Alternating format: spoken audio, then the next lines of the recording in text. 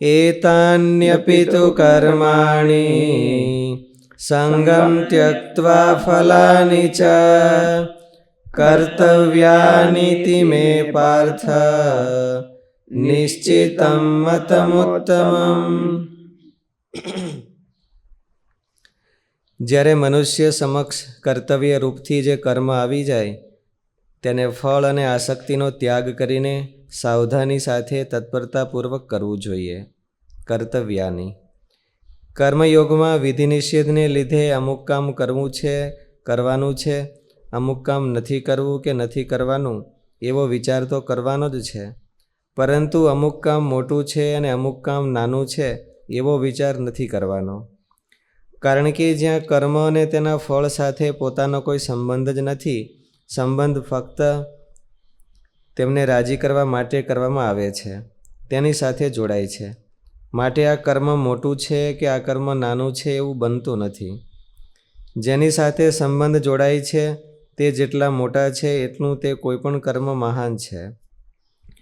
તે જો તુચ્છ વ્યક્તિ હોય તો કર્મ ગમે તેટલું મોટું હશે તો પણ સંબંધિત વ્યક્તિને લઈને કર્મ તુચ્છ થઈ જશે. માટે નિષ્કામ કર્મયોગી કે નિષ્કામ સેવકે આ કર્મ નાનું છે કે મોટું છે, આનું ફળ નાનું છે કે મોટું છે એવો વિચાર કરવાનો જ નથી હોતો. કર્મનું મોટું હોવું કે નાનું હોવું એ ફળની ઈચ્છાને કારણે જ દેખાય છે, જ્યારે કર્મયોગમાં ફલેચ્છાનો ત્યાગ કરવાનો હોય છે.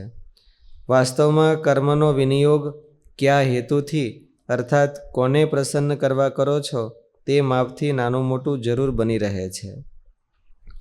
કર્મ કરવાનું રાગ પૂર્તિ માટે પણ હોય છે અને રાગ નિવૃત્તિને માટે પણ થઈ શકે છે. તમારા અંતરનો મૌન ઈરાદો કેવો છે તેના ઉપર નિર્ભર રહે છે. કર્મયોગી કે નિષ્કામ સેવાયોગી જે કર્મ કે પ્રવૃત્તિ કરે છે તે રાગ નિવૃત્તિ માટે અને ભગવાન કે ભગવાનના ભક્તની પ્રસન્નતા માટે કરે છે. આરુરુક્ષો મુનેર્યોગમ કર્મ કારણમ ઉચ્યતે ન કર્મણા મનારંભાત નૈષ્કર્મ્યમ પુરુષોશ્નુતે. પોતાના સ્વાર્થ કે દુન્યવી મૌન ઈરાદો પૂરો કરવા માટે કર્મ કે ઉદ્યમ કરવાથી કર્મ કરવાનો અને ફળનો રાગ વધે છે ને વકરે છે. એટલા માટે કર્મયોગી કે નિષ્કામ સેવાયોગી કે સાચો ત્યાગી કોઈ પણ કર્મ પોતાનો નબળો ઈરાદો પૂરો કરવા કરતો નથી, પરંતુ કેવળ ભગવાન કે તેમના સાચા ભક્તની સેવા કે પ્રસન્નતા માટે કરે છે. કર્મયોગી કે નિષ્કામ સેવાયોગી તેના સ્થૂળ શરીરથી થવાવાળી ક્રિયા, સૂક્ષ્મ શરીરથી થવાવાળું ચિંતન તથા કારણ શરીરમાં થવાવાળી સ્થિરતા, દ્રઢતા, નિષ્ઠા આ ત્રણેય ભગવાનને અર્થે, ભગવાનના ભક્તને અર્થે, બીજાના હિતને માટે થાય છે, પોતાને માટે નહીં. એટલા માટે તેનો કર્મ પ્રત્યેનો રાગ અથવા દ્વેષ સુગમતાથી દૂર થાય છે. પરમાત્મા પ્રાપ્તિમાં સંસારનો રાગ જ બાધક છે, કર્મ કે ક્રિયા બાધક નથી. આથી રાગ દૂર થતાં સાધકને પરમાત્માની અનુભૂતિ આપોઆપ થવા લાગે છે. રાગ એ આગળ જવા નથી દેતો, કર્મ તો ઉલટું આગળ એને વધારે છે. કર્મ ક્યારેક સાધનારૂપ બની જતું હોય છે. રાગ હોય એ ગમે એટલા વર્ષ એમને રહે તો એમાં ન્યા રહે. હૃદયના રાગ છે એ માણસને આત્મવિકાસ ન થવા દે, ડેવલપમેન્ટ ન થાય. રાગ કારણ શરીરની સ્થિરતા, કારણ શરીરની ચેષ્ટા એટલે પકડ. કારણ શરીરમાં થોડી જડતા છે ને, એટલે ભગવાનની નિષ્ઠા છે એ એક પકડથી આવે છે. અને જગતનું કાંઈક પકડાઈ જાય, સ્વભાવ પકડાઈ જાય તો એ કારણ શરીરનું કામ છે. એમ ભગવાનની નિષ્ઠા છે એ પકડવાની જ વસ્તુ છે. એટલે એ જો પકડાઈ જાય તો એ કારણ શરીરનું સારું કામ કહેવાય. નિશ્ચયની દ્રઢતા તો કારણ શરીરમાં જ થાય છે, જીવમાં થાય. કર્મ કે ક્રિયા બાધક નથી, એનો રાગ છે એ જ બાધક છે. એવી રીતે પદાર્થોની આસક્તિ છે એ જ બાધક છે. પદાર્થોની આસક્તિ બાધક છે, પદાર્થ બાધક નથી. તો પણ શાસ્ત્રોમાં પદાર્થોનો ત્યાગ કીધો છે, સોનું હોય કે સ્ત્રી હોય કે સંભાવના વધારે છે. જગતમાં ઓલું શાસ્ત્રોમાં સ્ત્રી અને ધનની વધારે નિંદા કરી છે. એટલે સ્ત્રી અને ધન એને કંઈ રોકતા નથી, પણ એમાં એને રાગ છે એ એને રોકે છે. પણ સ્ત્રી અને ધન પદાર્થ એવા છે કે બધાને રાગ થઈ જાય, સાનિધ્ય થયું તો રાગ થઈ જાય, એમાંથી કોઈ બચી શકે નહીં. મહારાજે કીધું સ્તોનું ને સ્ત્રી એ પદાર્થ જ એવો છે.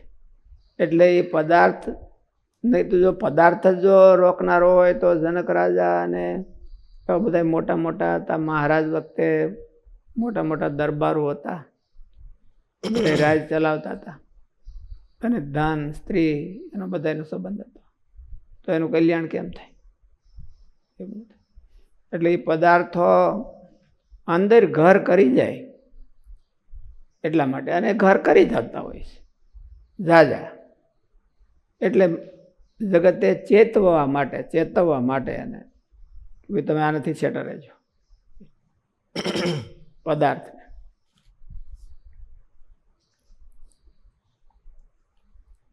મહારાજે સારંગપુરના પહેલા વચનાવતમાં કીધું છે કે ઇન્દ્રિયોને જીતવા માટે એમ કે વિષયનો જીતમ જગત જ્ઞાન મનો હિયાન ડિસ્કનેક્શન રાખે પદાર્થ, હા, તો વિષયથી જીતે, વિષયને જીતી લે એને જ જગત જીત્યું છે. જીતમ જગત જ્ઞાન મનો હિયાન. પણ મન એટલે મહારાજ અર્થ એવો કર્યો, પંચ વિષયનો સારી રીતે ત્યાગ થાય એને મન જીત્યું કહેવાય. પંચ વિષયમાં દોડી દોડીને માથા ભરાવતો હોય અને બાકીનો ત્યાગ ગમે એટલો રાખતો હોય તો એને મન જીત્યું ન કહેવાય. હકીકતમાં તો અલ્ટિમેટ બંધન પંચ વિષયનું જ છે. પંચ વિષય કરીને બંધન થાય છે.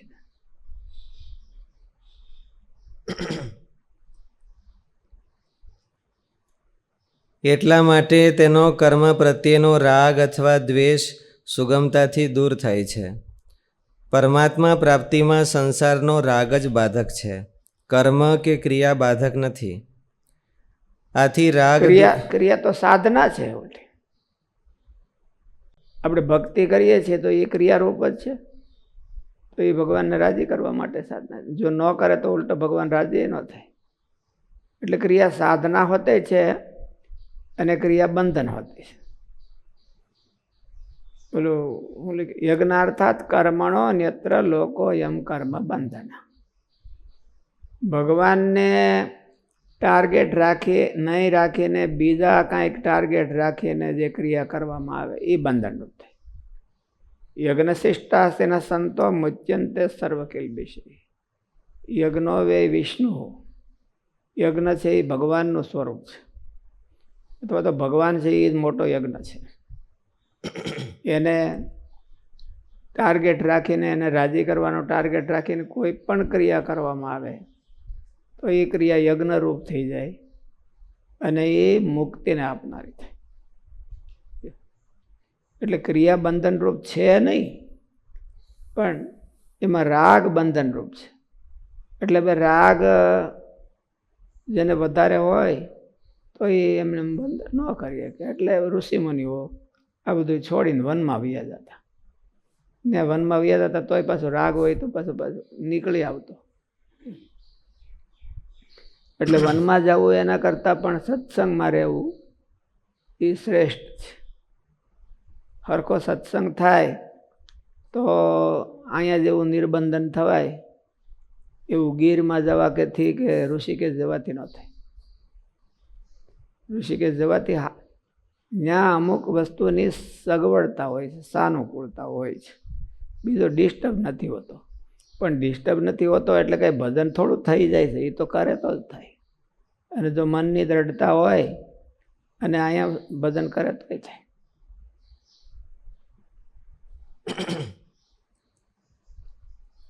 જેને ભગવાનમાં હેત કરતા ફાવી ગયું એને બીજી કંઈ જવાની જરૂર નહીં. ઉલટું અહીંયા વધારે હેત થાય. સામગ્રી હેત કરવાની અહીંયા છે, ત્યાં નથી. ત્યાં ડિસ્કનેક્ટ થવાની સામગ્રી છે. જંગલમાં. ભગવાનમાં હેત કરવાની સામગ્રી તો સત્સંગમાં અહીંયા સત્સંગના મધ્યમાં છે. એટલે જો ભગવાનમાં હેત કરતાં આવડી ગયું તો એને શાંતિ ઓટોમેટિક થઈ જાય. એને શાંતિ લેવાની આ ન જવું પડે, ઋષિકેશ કે બદ્રિકાશ્રમ ન જવું પડે. અહીં છે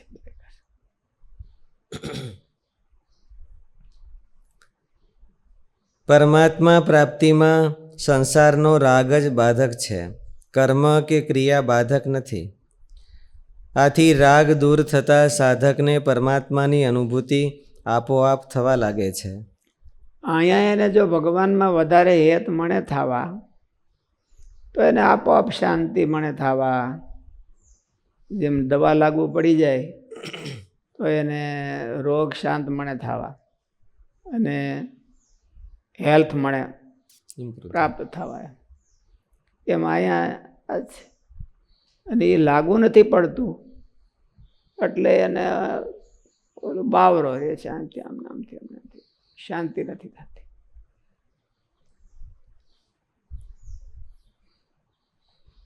આથી એ મહારાજ એને અંગ કીધું. એમ અંગ છે એ હેતથી આવે છે, હેતથી ઘડાય, ઓલાથી કંઈ ઘડાતું નથી. જો એને ભગવાનમાં હેત થઈ જાય અથવા તો કોઈ હારા અંગવાળા હોય એની એ હેત થઈ જાય તો એનું અંગ છે મને ઘડાવે, એને સેટિંગ થાય. સાધનમાં નિષ્ઠા એ સાધ્યમાં નિષ્ઠા કરાવે છે. સાધન એટલે અંગ. સાધનમાં સેટિંગ થવું જોઈએ, પોતાના અંગમાં સેટિંગ થઈ જવું જોઈએ. એટલે સત્સંગમાં પોતાનું અંગ સેટિંગ થઈ જવું જોઈએ. ન થતું હોય તો કરવું જોઈએ. તો સત્સંગમાં જો પોતાનું અંગ સેટિંગ થઈ જાય તો સત્સંગમાં તો બધી સામગ્રી એવી જ છે કે ભગવાનમાં રાજી થાય, ભગવાન રાજી થાય.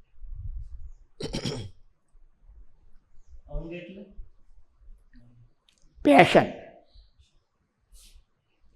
એ પેશન એવું હોવું જોઈએ કે 10 પેશન છે માણસને, એમાં સત્સંગમાં હાલે એવું પેશન કયું છે?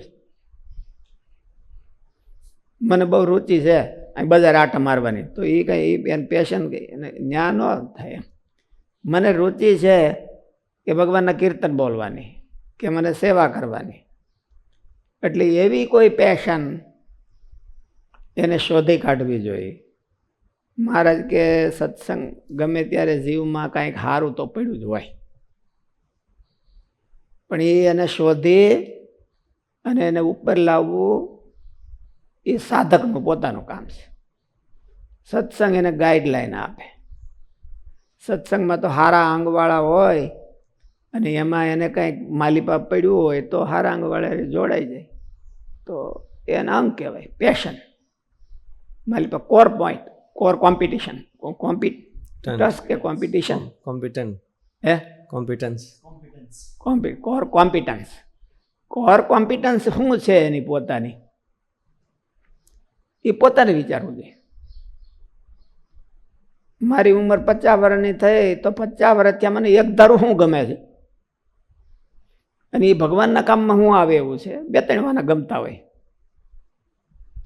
પણ એમાં ભગવાનના કામમાં શું આવે એવું છે એને થોડુંક ડેવલપ કરે વધારે. એટલે પોતાનું પેશન હોય તો ડેવલપમેન્ટ જલ્દી થઈ જાય અને ડેવલપમેન્ટ જલ્દી થાય એમ એના જીવમાં મહારાજ કે સમાસ બહુ થતો મળે. એને ક્યોર કે આપણા દેશમાં ક્યોર મળે, હેલ્થ છે ને મને એચીવ થવા. પછી કોરોના એને નડી ન કે એવું હેલ્થની એકદમ સ્ટ્રોંગ થઈ જાય. પણ એને પોતાના પેશનને ઓળખે નહીં કે કોર કોમ્પિટન્સને ઓળખે નહીં તો એને એનું અંગ હાથમાં ન આવે. હાથમાં ન આવે એટલે પછી મહારાજ કે ઓલું ભ્રાંતિ થઈ જાય, અંગ થતા એનું મન વિભ્રાંત થઈ જાય, વિભ્રાંત થઈ જાય, એનું ચિત્ત છે એ વિભ્રાંત થઈ જાય. કોઈલો કરે એ સારું છે, કોઈલો કરે સારું છે, કોઈલો કરે સારું છે, કોઈલો કરે સારું છે, બધું સારું જ હોય એના અંગ પ્રમાણે. આપણું અંગ કયું છે તો એ પ્રમાણે કરતો હોય. એટલે બહુ મુશ્કેલી કાંઈ ભગવાન પામવાની નથી, પણ પોતાનું અંગ સિલેક્ટ કરવાની મુશ્કેલી છે. એ બહુ મુશ્કેલી છે અને એમાં જ મોટે ભાગે નિષ્ફળ જતા હોય છે માણસ. જો પોતાની એમ કે ઓલી પેશન પ્રમાણે એને જો કંઈક મળી ગયું અને ઈ ભગવાનના કામમાં આવી ગયું તો તે પૂરું થઈ ગયું. અર્જુને ક્યાં માળા ફેરવી હતી? અર્જુનને તો લડવાનું એક એને બહુ પેશન હતું અને એમાં એની કોર કોમ્પિટન્સ હતી કે બાદવામાં ફૂગી જાય બધા. એટલે ભગવાન કહે તું બાય એને બાંધવું નહોતું તો બાય બધા કે તો આમ. એટલે એ એની કોર કોમ્પિટન્સનો ઉપયોગ ભગવાને કરાયો. એ તો કરવા માગતો નહોતો પણ ભગવાનને ખબર છે કે આમ આનું કલ્યાણ થાય એટલે કોર કોમ્પિટન્સ. એ કોર કોમ્પિટન્સનો મહાભારતમાં બીજા કોઈએ ઉપયોગ ન કર્યો. રામાયણ વખતે બધા વાંદરાઓ હતા એની કોર કોમ્પિટન્સ હું ઉથલ પાથલ કરે, ઉથલ પાથલ પથરા ઉપાડવા અને ઝાડવા ઉપાડવા. એટલે રામ ભગવાને કીધું કે આની સામે રાવણને સામે ઉપાડો. એટલે એની કોર કોમ્પિટન્સનો ઉપયોગ ભગવાનમાં કર્યો. એમ દરેક માણસને કાંઈ કોર કોમ્પિટન્સ હોય. એને ભગવાનની સેવામાં કેમ સેટિંગ કરવી એને પોતાનું અંગ સેટિંગ કર્યું કહેવાય. અને જો પોતાનું અંગ સેટિંગ થઈ જાય તો પછી એને સાધન પૂરા થઈ ગયા. એને વનમાં જવાની જરૂર નહીં, બીજી ક્યાંય જવાની જરૂર. અહીંયા જેવું કામ થાય એવું વનમાં થતું નથી. ને કોમ્પ્યુટર ક્યાંથી હોય?